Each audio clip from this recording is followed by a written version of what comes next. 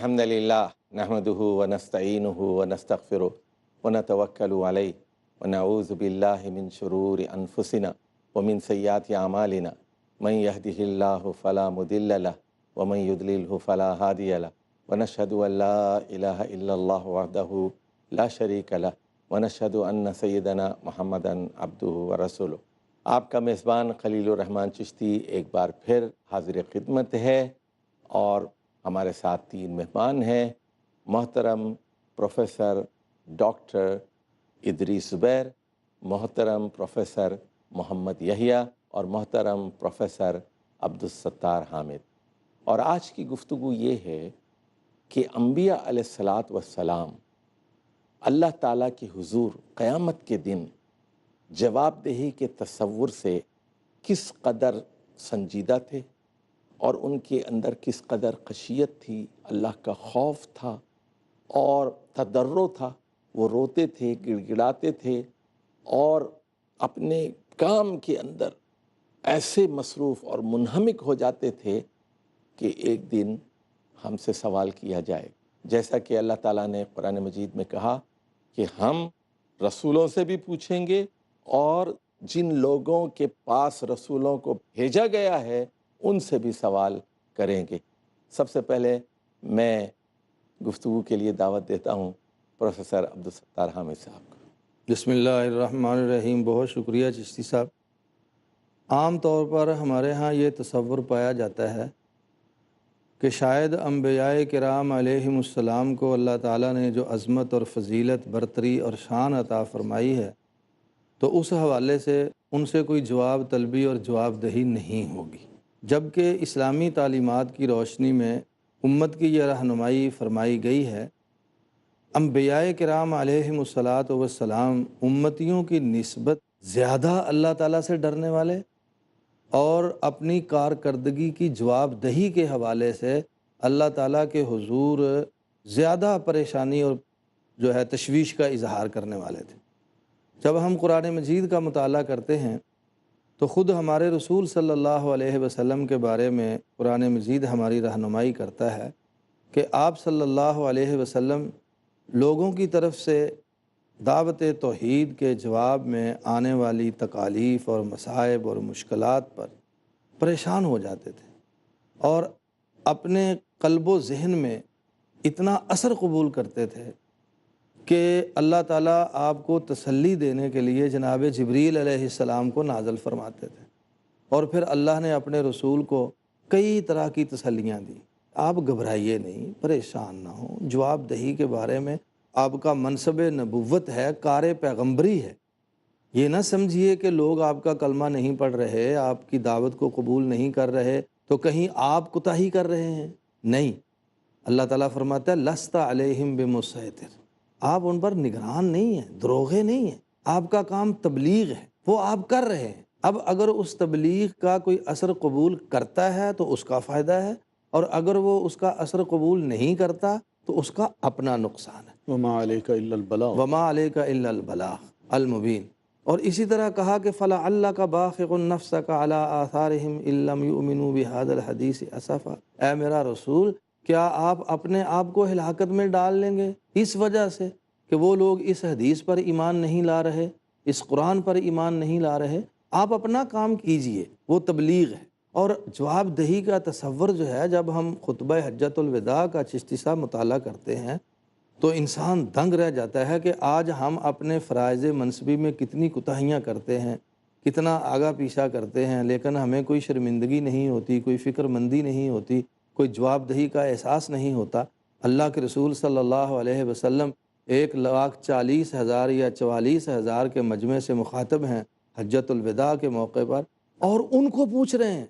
आप फरमाते हैं मुझे बताओ, अंतुम तुसअलून अन्नी फमा अंतुम कायलून, तुमसे मेरे बारे में, जैसा आपने वो तर्जमा किया, आयत नहीं पढ़ सके वक्त की वजह से, फला नसअलन्नल्लज़ीना उरसिला इलैहिम वला नसअलन्नल मुरसलीन। अल्लाह फरमाता है कि जिनकी तरफ रसूलों को भेजा गया उम्मतों से भी पूछा जाएगा और जो रसूल भेजे गए उनसे भी पूछा जाएगा कि तुमने कार पैगम्बरी अदा किया या नहीं किया, पूरा किया या नहीं। तो आप फरमाते हैं ऐ मेरे सहाबा, मेरे बारे में तुमसे पूछा जाएगा, सवाल किया जाएगा, तो बताओ فما انتم قائلون، تم اللہ کو میرے بارے میں کیا جواب دو گے؟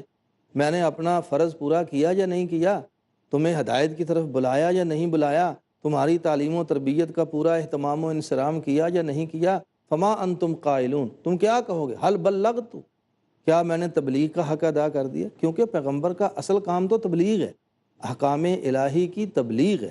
جیسا اللہ فرماتا ہے یا ایھا الرسول، اے میرا رسول، بلغ ما انزل الیک من ربک، تمہارے رب کی طرف سے تم پر جو چیز نازل کی گئی ہے اس کی تبلیغ کرنا تمہاری اصل ذمہ داری۔ تو کار پیمبری جو ہے وہ اصل تو تبلیغ ہے۔ تو آپ فرماتے ہیں علیہ الصلاۃ والسلام کہ اے میرے صحابیوں بتاؤ حل بلغت، کیا میں نے تبلیغ کا حق ادا کر دیا؟ 3 مرتبہ پوچھا آپ، میں نے تبلیغ کا حق ادا کر دیا؟ تبلیغ کا حق ادا کر دیا یا نہیں کر دیا؟ مجھے تسلی دو، مجھے جواب دو کہ میرے بارے میں تم اللہ کے دربار میں کیا کہو گے؟ تو تمام صحابہ کرام نے بیک زبان اور بآواز بلند کہا تھا بلغتا بلغتا بلغتا، اے اللہ کے رسول ادیت الامانہ، ادیت الامان، آپ نے امانت کی ادائیگی کا حق ادا کر دیا، تبلیغ کا فریضہ پوری دیانت داری سے انجام دے دیا، اور اللہ کے احکام کو پوری امانت کے ساتھ ہم تک پہنچا دیا۔ پھر اللہ کے رسول نے انگشت شہادت کو اٹھایا آسمان کی طرف، اور پھر وہی 3 مرتبہ تکرار کے ساتھ کہا اللہم شہد اللہم شہد اللہم شہد، اللہ انگلی اٹھائی اور نیچے اشارہ کیا ان کی طرف جی کہ تو گواہ گواہ رہے، ہو دے رہے جا، ہیں گواہی، کل جو یہ پوچھنا گواہی ہے دے رہے یہ ہیں، دیکھ تو گواہ ہو جا کہ یہ کہہ رہے ہیں میں نے اپنا فرض ادا کر دیا، اللہ تو گواہ ہو جا کہ یہ کہہ رہے ہیں میں نے اپنا فرض ادا۔ یہ جواب دہی کا تصور ہے اور احساس ہے اور احساس ذمہ داری ہے، یہ رسول مقبول صلی اللہ علیہ وسلم میں انتہائی درجہ زیادہ پایا جاتا ہے۔ جزاک اللہ خیر۔ اس کی اور بھی مثالیں ہیں۔ یہ مقام پانے کے باوجود بھی اسی موقع پہ جو صورت اذا جاء نصر اللہ جو اترتی ہے، اس میں بھی جو اللہ تعالیٰ نے آپ کو نصیحت کی ہے وہ بھی بڑی خوبصورت سبح نصیحت، بحمد ربک بہت واستغفر۔ خوبصورت نصیحت ہے۔ 3 باتوں کا حکم دیا گیا ہے، حمد کا، تسبیح کا اور استغفار کا۔ ڈاکٹر صاحب، رسول اللہ صلی اللہ علیہ وسلم کی خشیت، خوف، یعنی جواب دہی کے نتیجے میں اس کے بارے میں فرمائیے۔ جیسے وہ واقعہ آتا ہے حضرت عبداللہ بن مسعود سے تلاوت کا حکم دیا جاتا ہے، اس کے جواب میں پہلی بات تو یہ کہ منصب ہی اتنا بڑا تھا کہ جس کو حاصل کرنے کے بعد یہ ناممکن تھا کہ اللہ کے رسول آرام سے بیٹھ جاتے۔ اس لیے آپ صلی اللہ علیہ وسلم نے دن رات ایک کر کے 23 سالہ عرصے میں جو نتائج حاصل کیے ہیں وہ ایک انتہائی کامیاب انسان کے بھی ہیں اور انتہائی کامیاب رسول کے بھی۔ امت کو بھی سمجھایا گیا کہ وَكَذَلِكَ جَعَلْنَاكُمْ أُمَّةً وَسَطًا لِتَكُونُوا شُهَدَاءَ عَلَى النَّاسِ وَيَكُونَ الرَّسُولُ عَلَيْكُمْ شَهِيدًا، کہ اسی طرح ہم نے تمہیں امت وسط بنایا تاکہ تم لوگوں پر دین کو مان کے اپنی پریکٹس سے، اپنے رویے سے لوگوں پہ گواہ بن جاؤ کہ مسلمان یہ ہوتا ہے، اور کل کو رسول بھی تم پر گواہ ہو کہ بھئی یہ اللہ، یہ مسلمان ہیں، میں شہادت دیتا ہوں ان کی۔ تو رسول کی یہ فکر ساری زندگی آخری سانس تک رسول اللہ صلی اللہ علیہ وسلم پر یہ طاری رہی۔ جیسا کہ روایات میں آتا ہے نبی علیہ الصلاۃ والتسلیم دنیا سے رخصت ہوتے ہوئے بھی یہ الفاظ ارشاد فرماتے ہیں الصلاۃ الصلاۃ وما ملکت ایمانکم۔ بیماری کے عالم میں بھی جناب ابو بکر رضی اللہ تعالیٰ عنہ کو فرماتے ہیں نماز پڑھاؤ، بے ہوش ہوتے ہیں، پھر ہوش آتا ہے، پھر پوچھتے ہیں کس نے نماز پڑھی کہ نہیں، لیکن جب ہوش میں آتا ہے تو اس میں دیکھیے کہ بھی خشیت کیا ہے کہ رسول اللہ صلی اللہ علیہ وسلم اس بیماری کے عالم میں بھی 2 صحابہ کرام کے کندھوں پہ سہارا لے کے، سخت بخار کے عالم میں سہارا لے کے زمین پہ اس طرح چلتے ہیں کہ دونوں پاؤں کی انگلیاں وہ الٹی ہیں اور وہ راستے میں نشان بناتی چلی جا رہی ہیں، اور آپ صلی اللہ علیہ وسلم مسجد میں اپنے مقام پہ پہنچتے ہیں اور نماز ادا فرماتے ہیں۔ کیا احساس ہے؟ احساس صرف یہی ہے، خیال یہی ہے کہ جو منصب ملا ہے اس منصب کی ادائیگی میں کہیں کوئی کوتاہی نہ ہو جائے، کوتاہی نہ ہو جائے اللہ اکبر، اور اللہ تعالیٰ ناراض نہ ہو جائے۔ ناراض نہ۔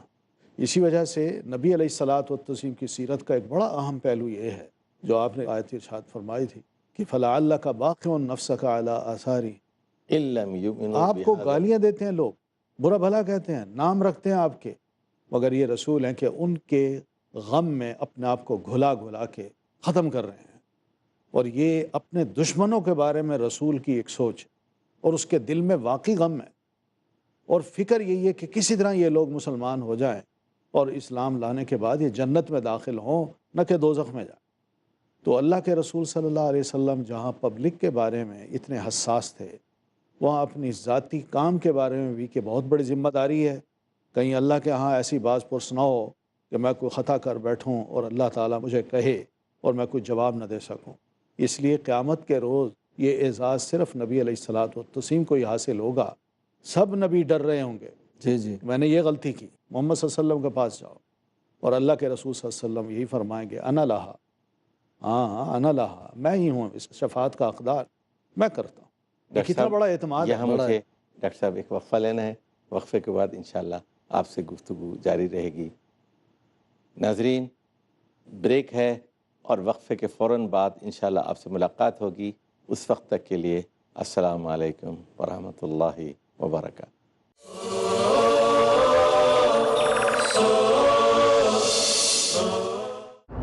يا ضياء الصدور يا سراج البدور أحينا بالهدى من ظلام بزعمتم ہو نصارات و تمدن میں ہنود، یہ مسلمان ہیں جنہیں دیکھ کے شرمائے یہود۔ یوں تو سید بھی ہو، مرزا بھی ہو، افغان بھی ہو، تم سب کچھ ہو، بتاؤ تو مسلمان بھی ہو۔ محترم ناظرین، مسلمان کو مسلمان بنانے کے لیے، وہ اخلاق و صفات جو رحمان کو پسند ہیں بتانے کے لیے، میں آپ کا دینی بھائی حافظ عبدالقدیر عمری پروگرام لے کر کے آیا ہوں صفات عباد الرحمن۔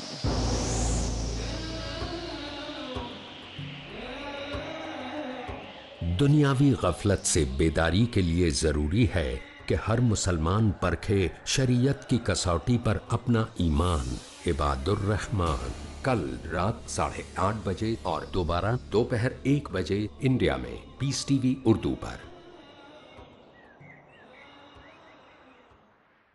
سب طرح کی تعریف اللہ ہی کے لیے ہے جو تمام مخلوقات کا پروردگار ہے، بڑا مہربان، نہایت رحم والا، انصاف کے دن کا حاکم۔ قوموں کے عروج و زوال کا پیمانہ ہے قرآن۔ اے پروردگار، ہم تیری ہی عبادت کرتے ہیں اور تجھی سے مدد مانگتے ہیں۔ انسان کو انسان بنانا ہے مقصود قرآن۔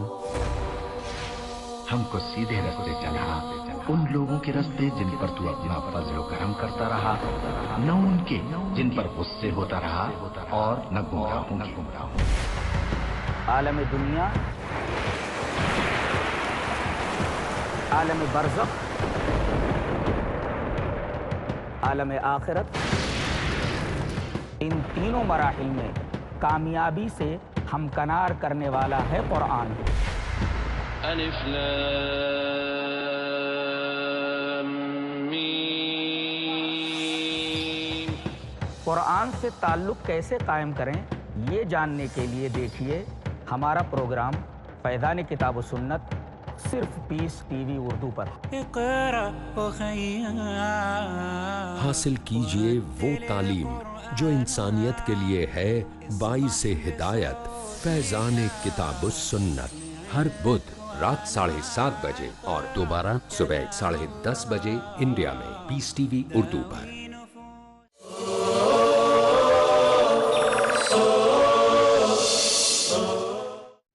الحمدللہ رب العالمین والصلاة والسلام علی سید المرسلین وعلی آلہ وصحبہ اجمعین۔ انبیاء علیہ الصلاۃ والسلام قیامت کے دن کی جواب دہی سے بہت ڈرتے ہیں، اپنی ذمہ داری کو محسوس کرتے ہیں اور اس تاثر کو پوری امت میں منتقل کرتے ہیں۔ نوح علیہ الصلاۃ والسلام نے 950 برس تک تبلیغ کی۔ میں پروفیسر محمد یحییٰ صاحب سے گزارش کروں گا کہ اتنے سالوں تک تبلیغ کرنے کے بعد آپ کے کیا جذبات تھے اور آپ کی کیا کیفیات تھی؟ دیکھیے، نبی جو ہے وہ بہت درد مند ہوتا ہے اور فکر مند ہوتا ہے امت کے حوالے سے. اور اللہ نے کہہ دیا کہ اب یہی ایمان لائے ہیں، اس کے بعد نہیں ہے. تو اللہ کے رسول صلی اللہ علیہ وسلم کی جو درد مندی تھی اس حوالے سے کہ یہ نہیں ایمان لا سکے، اور پھر اس درد مندی کے اظہار میں یہ بھی بہت بات موجود تھی کہ میں نے پوری کوشش مجھ سے ہو سکتی تھی کر لی ہے. تو وہ ساری دعا ہے سورہ نوح میں، انی دعوت قومی لیلا و نہارا فلم یزدہم دعائی الا فرارا، کہ اللہ میں نے تو رات دن دعا، 950 سال لمبا عرصہ اور رات دن میں نے ان کو بلایا. فصل اس سے یہ بھی واضح ہوتا ہے اور ہمیں سبق حاصل ہوتا ہے کہ داعی کو، مبلغ کو یہ نہیں دیکھنا چاہیے کہ میری تبلیغ سے کتنے لوگ راہ ہدایت حاصل کر رہے ہیں یا کرتے ہیں، اسے اپنا کام جاری رکھنا چاہیے. اور یہ بھی معلوم ہوتا ہے کہ یہ فل ٹائم جاب ہے. جی full time, part time job نہیں ہے، یہ دن رات کام کیا. اور پھر اسلوب دعوت بھی بتایا. یا اللہ میں نے ہر طریقہ اختیار کیا، میں نے ان کے لیے آہستہ سے بھی کی، کھلم کھلا بھی دعوت دی، ان سے سرگوشی کر کے دل سے بات دل تک پہنچانے کی کوشش بھی کی، لیکن ان تمام کے باوجود وہ بھاگتے رہے. پھر میں نے جو دلائل دیے، استغفروا ربکم انہ کان غفارا یرسل السماء علیکم مدرارا، تم اللہ سے استغفار کرو، وہی یہ سب کچھ دے رہا ہے، آسمان سے بارش برسا رہا ہے. وَيُمْدِدْكُمْ بِأَمْوَالٍ وَبَنِينَ وَيَجْعَلْ لَكُمْ جَنَّاتٍ وَيَجْعَلْ لَكُمْ أَنْهَارًا، تمہاری مدد کرتا ہے، مال بھی دیتا ہے، اولاد بھی دیتا ہے، تمہارے لیے سب کچھ. بعض علماء نے بلکہ یہ کہا ہے کہ اس کا مقصد یہ ہے کہ تم کرو، استغفار کرو، تاکہ اللہ تعالیٰ اس طرح سے تمہیں دے گا. وہ تمہیں دیتا ہے اس لیے استغفار کرو. اور ایک یہ ہے کہ استغفار کرو گے تو یہ ملے گا. حضرت حسن رضی اللہ تعالیٰ عنہ سے پوچھا گیا کہ جناب مال و دولت کی کمی ہے کہتے، فرمایا استغفار کر. مال نہیں ہے استغفار کر، بیٹا نہیں ہے استغفار کر. تو یہ واقعہ جا کے کسی نے حضرت معاویہ سے بھی سنا دی کہ ان تینوں سوالوں کے جواب میں حضرت حسن نے کہا استغفار کرو. تو انہوں نے کہا کہ حضرت حسن رضی اللہ تعالیٰ عنہ سے پوچھیے جا کے کسی حدیث میں ہے یہ بات. تو انہوں نے کہا حدیث میں نہیں، قرآن میں ہے، استغفروا ربکم انہ کان غفارا یرسل السماء علیکم مدرارا. اس کے پیاسے مر رہے تھے اس کے جانور اور بھوکے مر رہے تھے، وہ بھیجے گا بارش. وَيُمْدِدْكُمْ بِأَمْوَالٍ وَبَنِينَ وَيَجْعَلْ لَكُمْ جَنَّاتٍ وَيَجْعَلْ لَكُمْ أَنْهَارًا. یہ سارے دلائل جو نوح علیہ السلام نے دیا، یہ پورے دیے، وہ سارا بتایا. پھر کہا کہ میں نے اس کے علاوہ بھی جو کچھ اللہ کے انعامات ہیں ان کی بات بھی کی. اس نے تمہارے لیے چاند سورج بنائے، اس نے تمہارے لیے رات بنائی، اس نے تمہارے لیے راستے پیدا کیے، وغیرہ وغیرہ. تو یہ اس وقت پیشگی وضاحت بھی ہے اللہ کے سامنے کہ کل کو سوال اگر ہو ان سارے جہنم میں جانے والوں کے حوالے سے تو میری کوتاہی نہ آئے، پیشگی بھی ہے. اور نمبر 2 یہ ہے کہ وہ جو درد بندی تھی تو اللہ کے سامنے یہ بھی ہے کہ میں نے تو یہ سب کچھ کیا تھا، پھر نہیں اگر بچ سکے تو میں کیا کر سکتا، یہ بھی تھی. اور یہ جو پیغمبروں کی حضرت نوح علیہ السلام کے علاوہ میں عرض کروں کہ خود رسالت مآب صلی اللہ علیہ وآلہ وسلم کے حوالے سے صرف یہ نہیں کہ اللہ کے سامنے جو مجھ سے سوال ہوگا اس کی فکر ہو، اس سے زیادہ آپ کو اس کے ساتھ یہ بھی فکر تھی کہ جو امت سے سوال ہوگا ان کا کیا بنے گا. یہ جو بات ہے کہ اپنی جواب دہی کے علاوہ پوری امت کی جواب دہی کی فکر بھی ہے. آپ دیکھیے رسول کی حیثیت، اپنے اعمال کی جواب دہی بھی اور امت کے حوالے سے بھی جواب دہی جو ہے اس کی فکر ہے کہ کیا گزرے گی اور یہ بچیں گے کہ نہیں بچیں گے. یہ درد مندی کی بات بھی. جزاک اللہ. میں سمجھتا ہوں کہ باقی یہ بات سوچنے کی ہے کہ ہم امت محمد صلی اللہ علیہ وسلم تو ہیں، مگر ان باتوں کی طرف توجہ ہم مسلمانوں کی بہت کم ہے. ہم گناہ بھی کرتے ہیں بلکہ ڈوبے ہوئے بھی ہیں، مگر یہ خیال نہیں آتا کہ کل قیامت کو اللہ کے رسول صلی اللہ علیہ وسلم کی امت کی حیثیت سے آپ کو کیا منہ دکھائیں گے.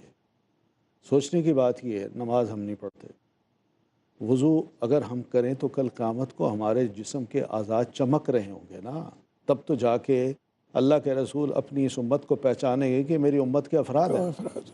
مگر نماز بھی نہیں پڑھی جا رہی، قرآن مجید کو بھی نہیں پڑھا جا رہا، سمجھا نہیں جا رہا.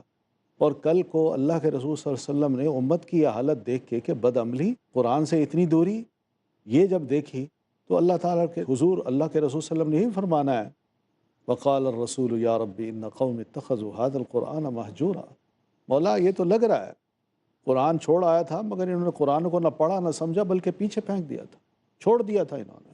تو ہمیں غور کرنا چاہیے کہ پیارے نبی علیہ الصلاۃ والتسلیم تو ہمارے غم میں گھل گھل کے اور رب کی جناب میں بڑی آہوزاری سے دعائیں کریں، مگر ہم اس کی قدر نہ کریں.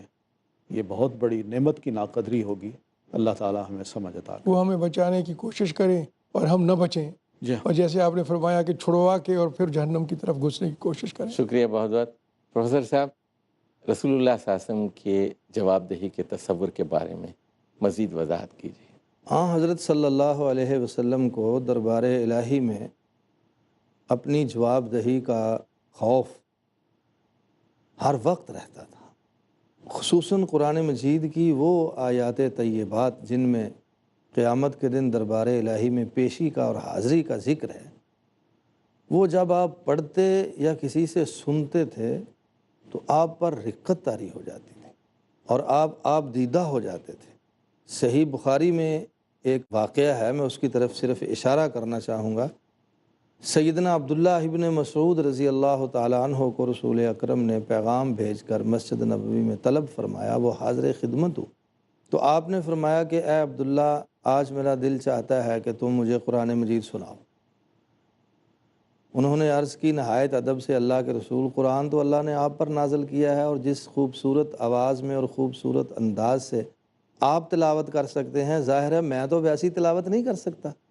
آپ نے فرمایا، نہیں، آج میرا دل کرتا ہے کہ میں اپنے سے علاوہ کسی اور سے قرآن سنوں۔ جناب عبداللہ فرماتے ہیں کہ میں نے حکم رسول پر عمل کرتے ہوئے آپ کے سامنے دو زانو بیٹھ کر نظریں جھکا کر سورہ نساء کی تلاوت شروع کر۔ فَكَيْفَ إِذَا جِئْنَا مِن كُلِّ أُمَّةٍ بِشَهِيدٍ، اے میرا رسول، اللہ فرماتا ہے اپنے حبیب کو مخاطب کر کے کہ اے میرا رسول، اس وقت تمہاری حالت کیا ہوگی؟ اذا جئنا من کل امت بشہید، جب میں ہر امت میں سے اس کے نبی کو گواہ بنا کر ان پر کھڑا کروں گا، وجئنا بک علی ہؤلاء شہیدا، اور تجھے تیری امت پر گواہ بنا کے کھڑا کروں گا قیامت کے دن اپنے دربار میں، پھر سوچو تمہاری حالت اور کیفیت کیا ہو۔ یہ آیت طیبہ حضرت عبداللہ ابن مسعود رضی اللہ عنہ فرماتے ہیں، جب میں نے پڑھی تو اللہ کے رسول نے فرمایا، امسک یا عبداللہ، اے عبداللہ بس کرو، کافی ہو گیا۔ جناب عبداللہ رضی اللہ عنہ فرماتے ہیں کہ جب میں نے نظریں اٹھا کے تلاوت ختم کر کے مکمل کر کے حکم رسول پر عمل کرتے ہوئے نظریں اٹھا کے چہرہ انور کی زیارت کی تو فَإِذَا عَيْنَاهُ تَذْرَفَانِ، قیامت کی جواب دہی کے تصور سے اللہ کے رسول کی دونوں آنکھوں سے آنسو جاری ہو چکے تھے۔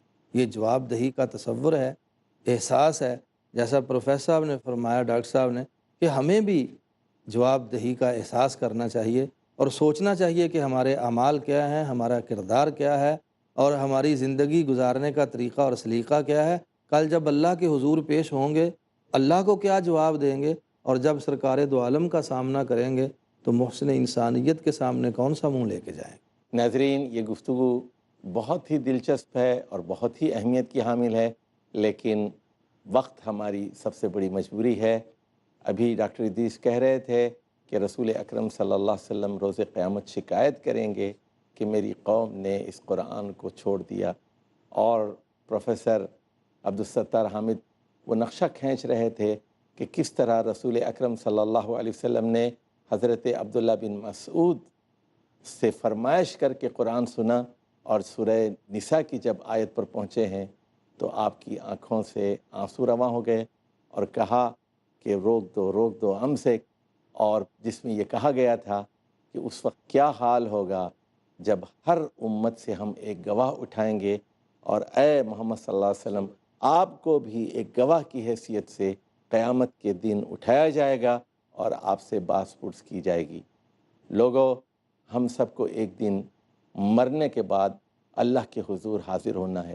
جب انبیاء سے جواب طلبی کی جائے گی تو ہم تو ان کے امتی ہیں، اور لازم ہے کہ ہمارے سے بھی یہ معاملہ ہو۔